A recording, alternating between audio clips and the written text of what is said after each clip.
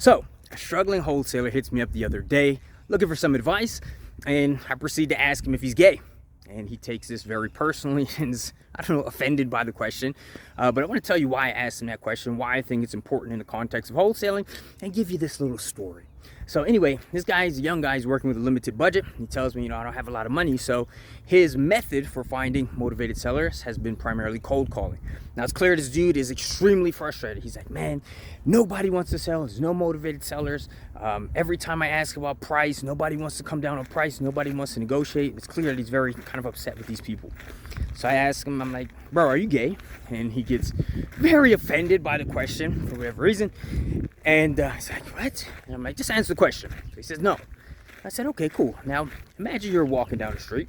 Some dude comes up to you and he says, hey, just so you know, I don't want to date you. I said, would you get offended by that? Would you get very bothered by it? He's like, no. I said, well, why? He's like, because I like girls. I said, so you're looking for girls, right? He says, yes. I said, okay, well, it's maybe not the same, but it's a very similar thing here. I said, I am not in the business of trying to convince people to sell me their home at a discount. Those are not my people. That's not my target market. It's not what I'm looking for. So therefore, when people don't fit that mold, I'm not upset with them.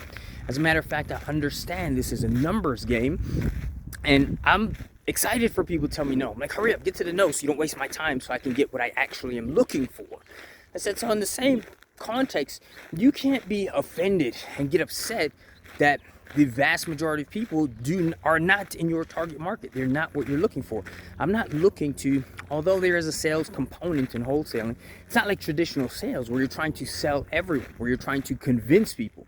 Rather, it's more this game of hide and seek. You understand the people that you're looking for, they exist in the marketplace, and your job is just to filter them out, just to find them, right? So I'm not trying to sell people, hey, give me your house at a discount. I understand that somebody is getting their house foreclosed on, next month. They got nowhere to go. Their stuff's gonna be out in the street. They're gonna have a foreclosure on their credit report. They need some help.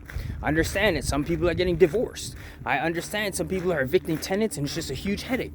I understand that someone inherited a property 20 plus states away and they're dealing with taxes and maintenance and they're getting code violations and they just want it gone. That's my target demographic.